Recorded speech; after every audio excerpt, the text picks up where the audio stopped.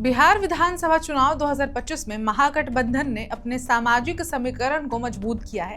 हालांकि महागठबंधन की एकता खंडित होते दिखाई दे रही है। फिर भी आपको अभी के हिसाब से जातीय समीकरण समझाते हैं जो महागठबंधन बिहार में इस बार कर रहा है। कांग्रेस ने 50 सीटों पर सवर्ण, पिछड़ा, अति पिछड़ा, दलित और मुस्लिम उम्मीदवारों को मौका दिया, जबकि राजद ने यादव और मुस्लिम वोटरों पर ध्यान केंद्रित किया। वाम दल और वीआईपी ने भी पिछड़ा और अल्पसंख्यक वर्ग को प्राथमिकता दी है। नमस्कार, मैं ऋचा पराशर और आप देख रहे हैं वन इंडिया हिंदी।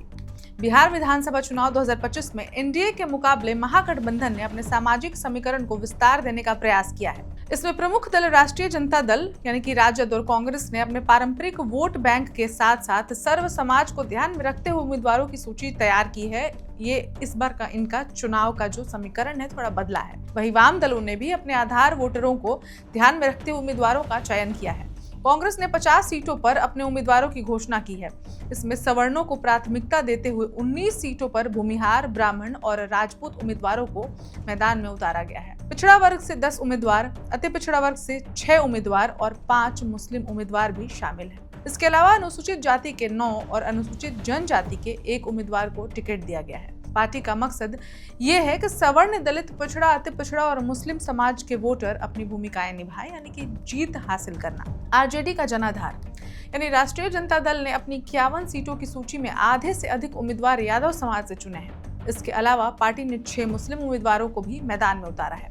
राजद का लक्ष्य पारंपरिक यादव और मुस्लिम वोटरों के साथ अति पिछड़ा वर्ग को अन्य सामाजिक समूहों को जोड़ना भी हो सकता है। वाम दलों और वीआईपी की भूमिका। वाम दलों ने 29 सीटों पर उम्मीदवार घोषित किए हैं। इनमें से 15 सीटों पर पिछड़ा वर्ग को टिकट दिया गया है। दलों ने 1 अति पिछड़ा, 8 दलित और 2 मुस्लिम उम्मीदवारों को भी मैदान में उतारा है। वाम दल कांग्रेस और राजद के साथ महागठबंधन का हिस्सा है। वीआईपी ने भी अपनी सीमित संख्या में अति पिछड़ा वर्ग और अन्य पिछड़े वर्गों को प्राथमिकता दी है। अति पिछड़ा वर्ग पर फोकस। महागठबंधन इस बार विशेष रूप से अति पिछड़ा वर्ग यानी ईबीसी को साधने पर जोर दे रहा है। बिहार में यह वर्ग लगभग 36% आबादी का प्रतिनिधित्व करता है और एनडीए विशेषकर जदयू के लिए पारंपरिक वोट बैंक यही माने जाते हैं।